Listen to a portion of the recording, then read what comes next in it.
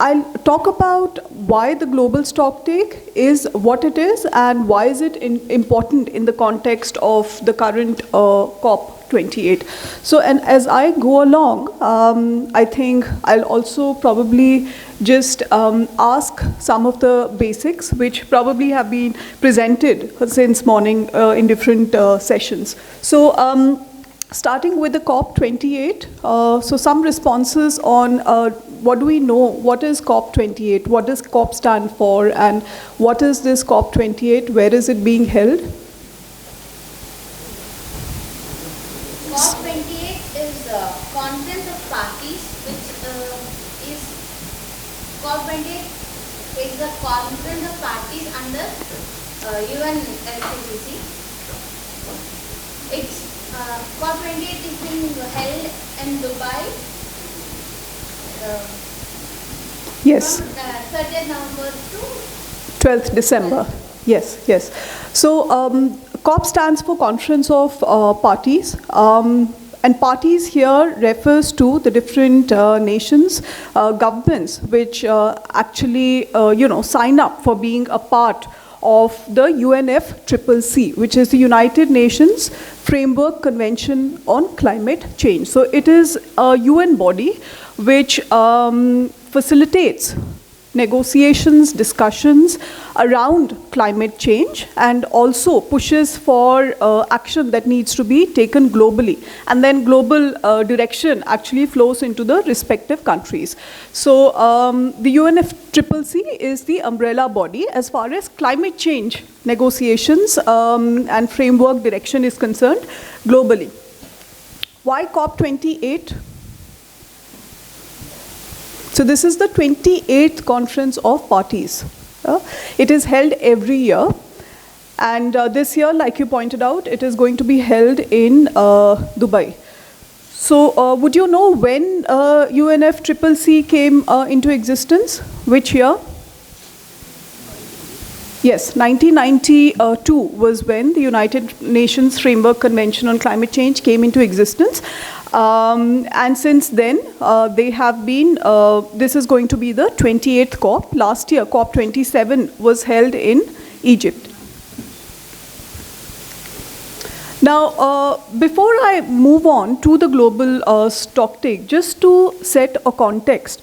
So, of the various conference of parties that have been held on climate change, the two very significant and milestone COPs have been the, one of the initial ones called the Kyoto Protocol, and also remember, the decisions or frameworks that come out of these COPs, they are usually named after the location where that particular COP has been held. So Kyoto Protocol, which means that particular COP was held in Kyoto, which is in Japan. So the Kyoto Protocol of 1997 was a very significant agreement that the parties had come to, wherein the focus was to, so there are different lists or categories of countries, Annex 1, Annex 2, and non-Annex countries.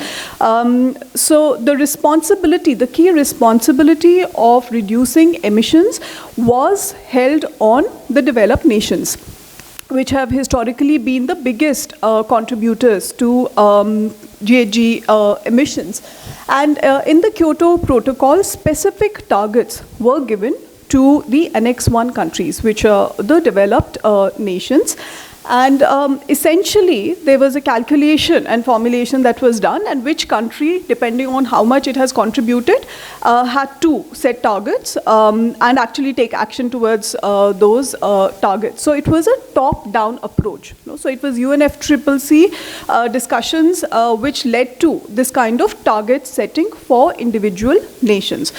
And there were different mechanisms that were given out in the Kyoto Protocol for these Annex 1 countries. So trading between these nations, also nations could fund certain activities which were GHG emission reducing in developing countries and actually account that as their reduction targets, which is called the clean development mechanism. So there were different mechanisms that had been set. And there was a 4 to 5 year period that was given for countries to actually fulfill these targets, 2008 to 2012. That was the first commitment period, and then this was extended later. After Kyoto, there were several COPs that were held. The next most significant COP has been the Paris Agreement, which was held in Paris in the year 2015. It was COP21, I think. And the Paris Agreement, after the Paris Agreement, the Kyoto Protocol, has become ineffective, so to say, and it's now the Paris Agreement which drives climate action globally. So what the Paris Agreement did, it actually adopted a bottom-up approach, which means that countries were encouraged to come up, devise their own targets based on their capacity and also based on their contribution to emissions so far. So all the parties, and in both Kyoto as well as Paris, the parties, I think there are 190 plus parties to each of these. So these contributions which each country has set out are called the NDCs, that is the nationally determined contribution. So it is a pledge that a country makes, that this is what my contribution would be to reduce global warming. So it's a bottom-up approach. Now, what is the key goal that the Paris Agreement actually set out? Maybe I should ask before I share that. So what is the key goal that everyone is moving towards to address climate change, to reduce climate impacts? It has been shared in the previous presentation, I'm sure in the earlier sessions as well. Reduce the temperature. Yes. So, and by how much? The extent has also been determined. Yes. So essentially, the Paris Agreement, it was agreed upon that towards the end of the century, parties will try and keep global, increase in global average temperature to 2 degrees Celsius. And also actually go a bit more and be more ambitious and aspire to make it 1.5 degrees Celsius. So that's the aspiration. Now, what the Paris Agreement also did, so all the NDCs, therefore, the contributions or the pledges the countries make have to eventually contribute to this goal, to this target. Now, what the Paris Agreement also set out was a review mechanism. So which means that once you've set your pledges, after every 5 years, those need to be reviewed. And this review mechanism is what is essentially called the global stock take. So every 5 years, this needs to be done. And the global stock take is not a review of an individual country's pledge, but it's a collective, stock take globally, where we are heading and how we are moving. So, and what it essentially does is to understand where are we as far as the goal is concerned, where should we go, is there any gap, what are the course correction that needs to be done. So this review mechanism which has been set out in the Paris Agreement is what is called the global stock take. Now the global, this is the first time that the global stock take, this is the first assessment that is happening, the 5-year review. And it's essentially assessing, it's to assess the collective progress to limit global temperature rise to below 2 degrees and aspirationally to 1.5 degrees Celsius. So, and also reviewing in terms of mitigation, adaptation, and also support in terms of finances and other cooperation that is needed. So it's important to bear in mind that the global stock take is not assessing individual countries' progress, but collective progress. Now, if it's not assessing individual progress, then what is the motivation for countries with this? The motivation is to basically use that overarching collective assessment to relook at your own contribution, to relook at your own pledge, to relook at your own ambition that you have set for the action that you need to take. Now, as part of the Paris Agreement, there's also an important principle which is called the ratchet mechanism, which is essentially that as we progress, so this goal has been set towards the end of the century, the 2 degrees or the 1.5 degrees. So as we go along and as we review every few years, countries also, depending on where we stand at the time of the review, have to make their pledges, their targets more ambitious. So you ratchet up your target, your ambition. So this is very important. So in fact, the global stocktake actually provides the base for being able to do that. So it's like a driver of climate ambition. Now, the global stocktake focuses on 3 important aspects: mitigation, adaptation, and means of support and implementation. So what is mitigation?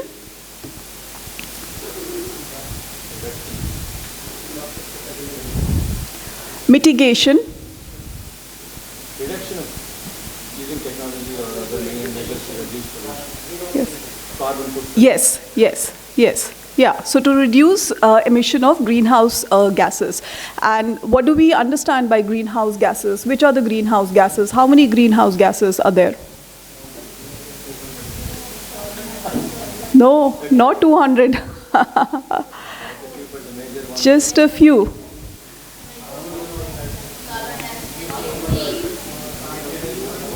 Yeah, so carbon dioxide, methane, nitrous oxide, HFCs, etc. Just a bunch, a handful. It's not over 200.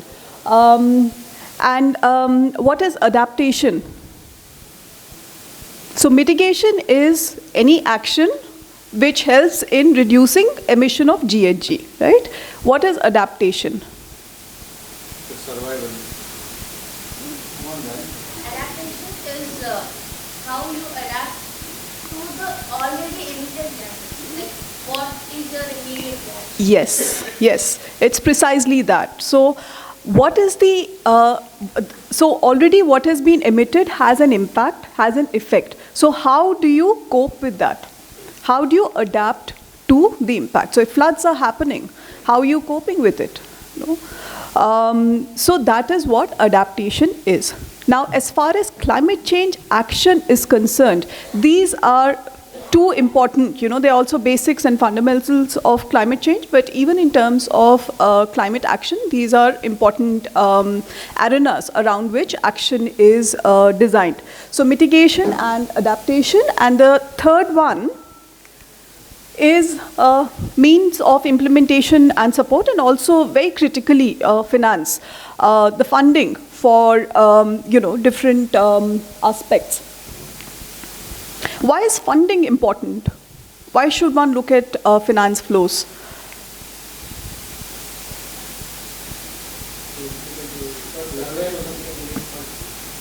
Yeah, why do we need funds? That's exactly what I'm asking. In the context of climate change, let us say.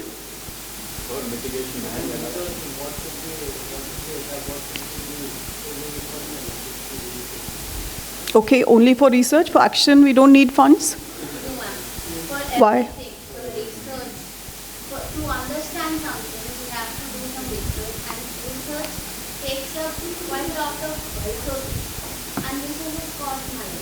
And to even answer also, for example, if we are looking at the renewable energy rate, solar energy is the most renewable and best option, but it also costs us money to build solar panels and switch them up. The finance is a matter where renewable energy means cost. Right. Yeah, so everything has a cost. Now, one of the important principles is common but differentiated responsibility. Now, climate change is something that everyone experiences. It is universal. So it is not as if one country will not face the effects of it, you know. But the point is, climate change, why does it happen? It's not because it happens, you know, the level or extent of contribution is different, because historically there are some nations which have contributed more to GHG emissions due to several reasons and factors.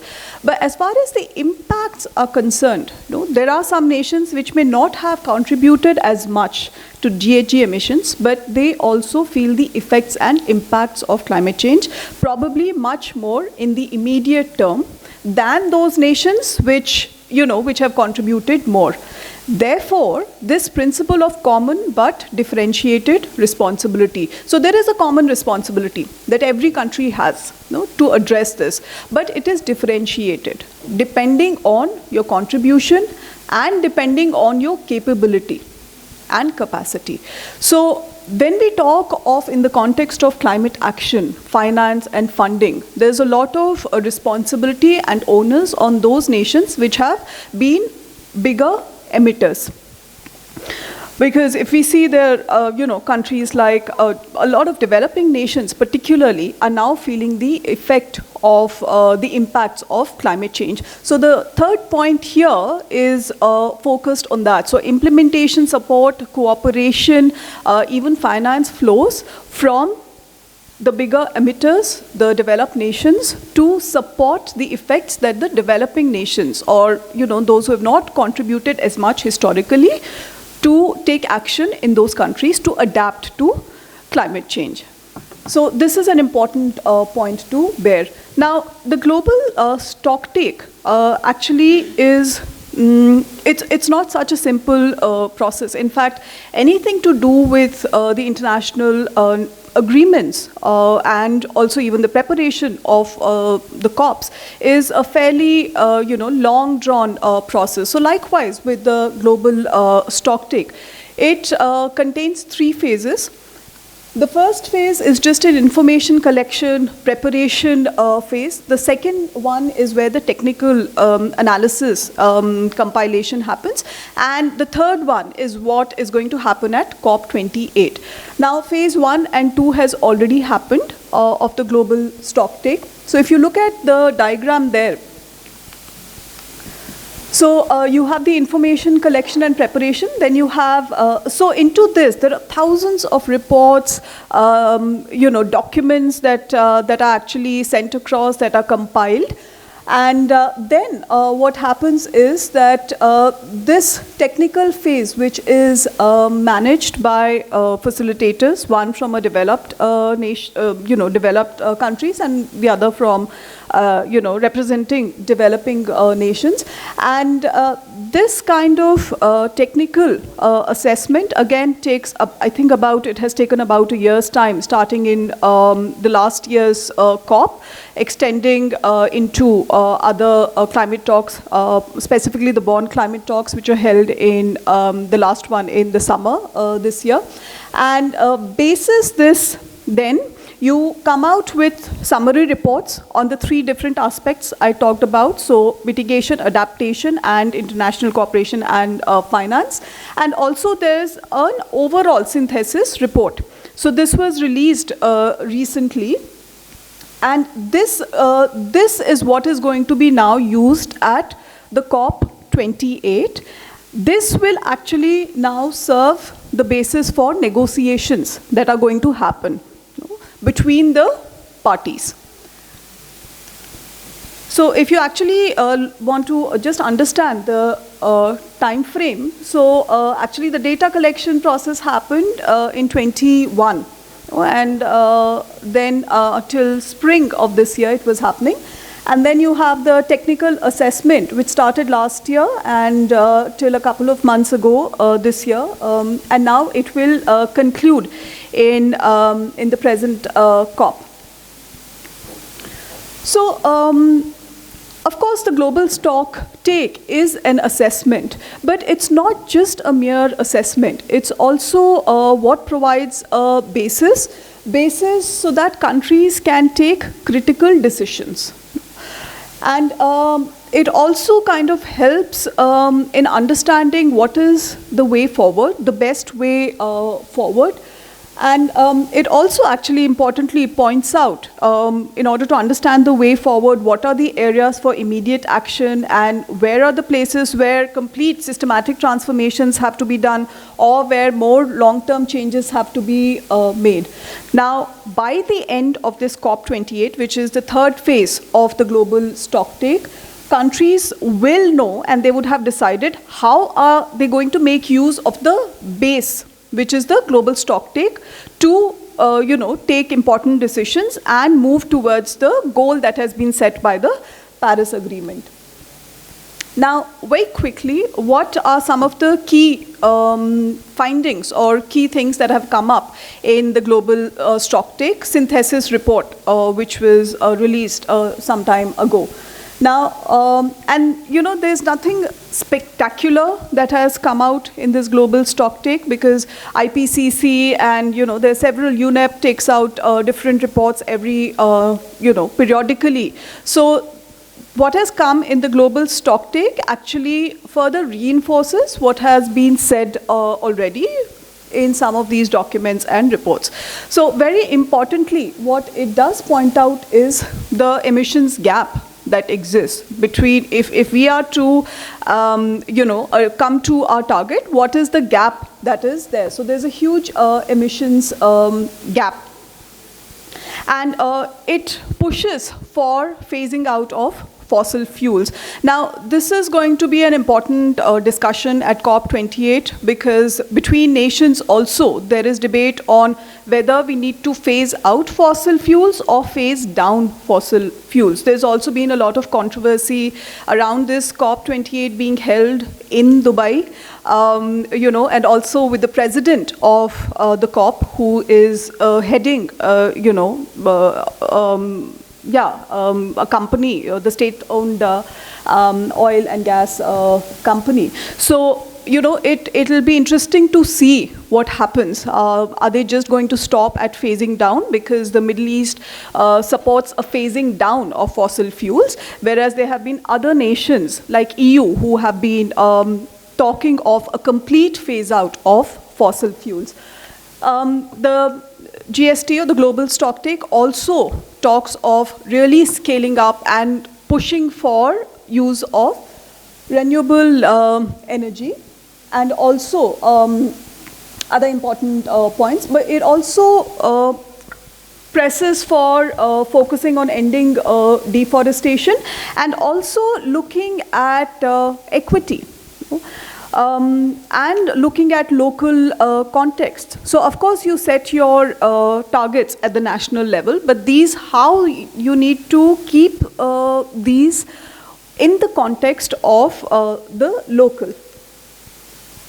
And importantly, it also pushes for loss and damage. I think a point that was also mentioned in the previous presentation. So the loss and damage fund was set up in the last COP, and it was a fund wherein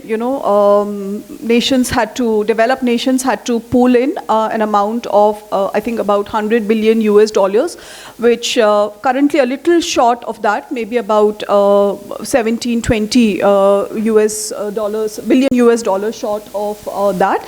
But though this fund was set up, nothing was chalked out about what, the nitty-gritty of it, how will it be managed, how will it be done, who will be responsible, all of that. So hopefully this COP will show some direction on that.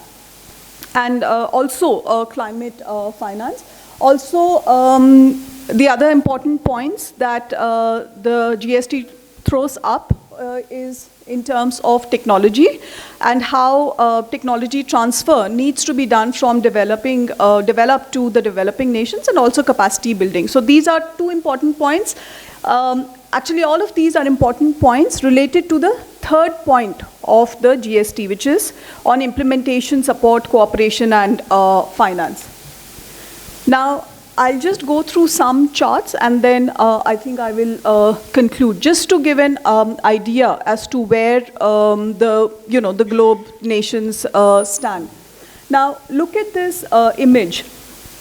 What you have here are the NDCs, this and IND. So basically, INDCs means intended nationally determined contribution, which is a pre-Paris Agreement phase when countries had put their targets, and then it was concretized as NDC. The I was removed.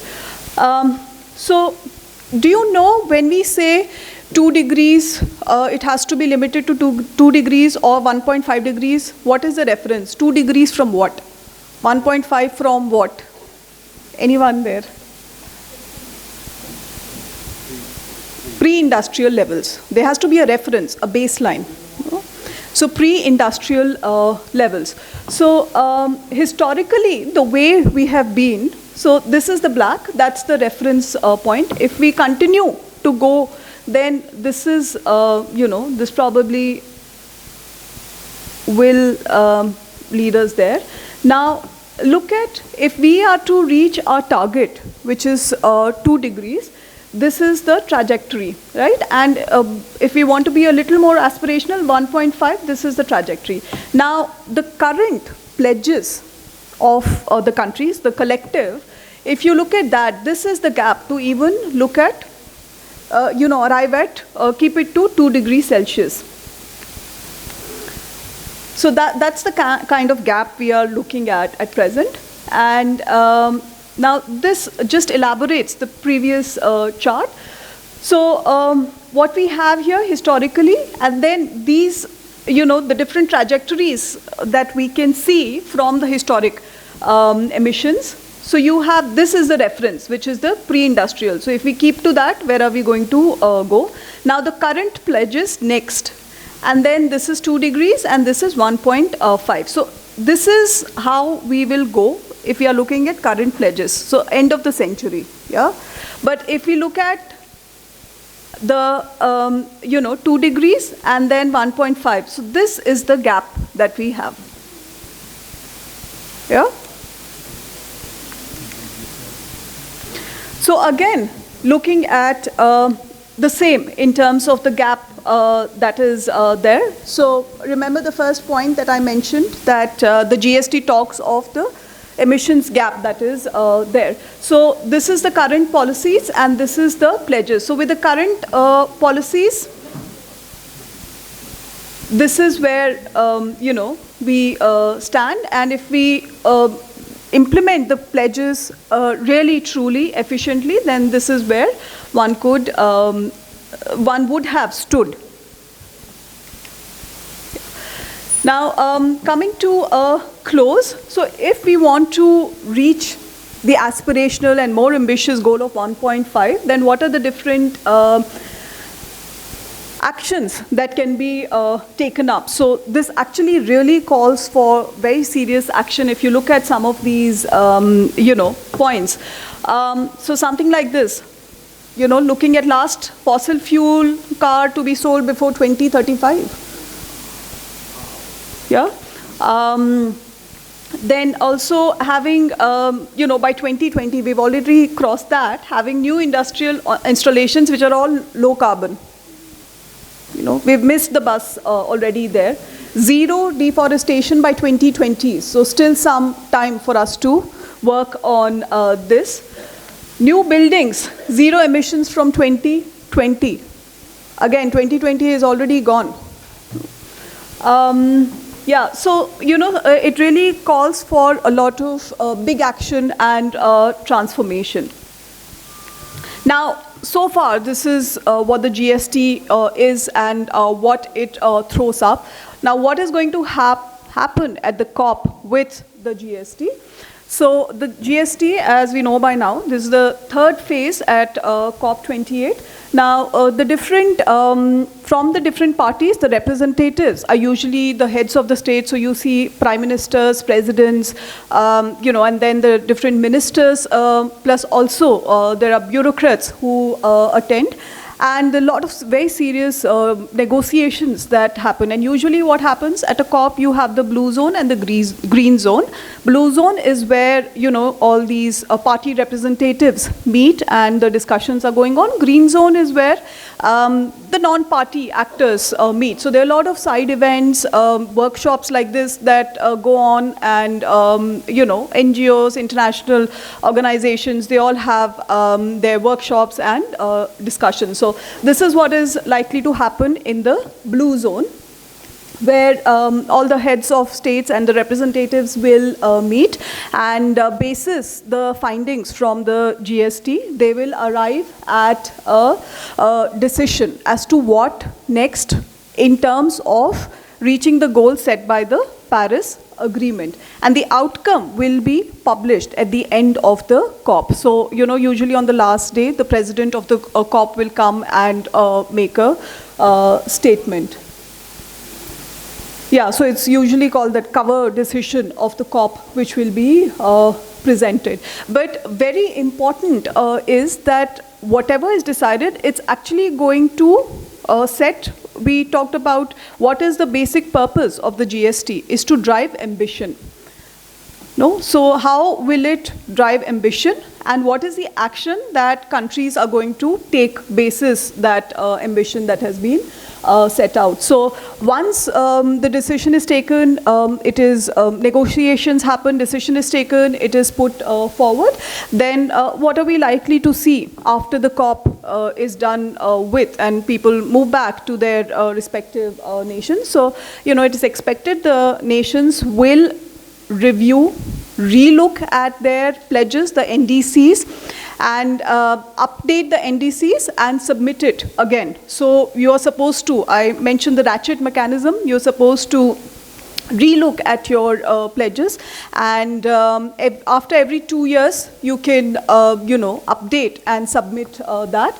So, and essentially show an increase in the ambition and action.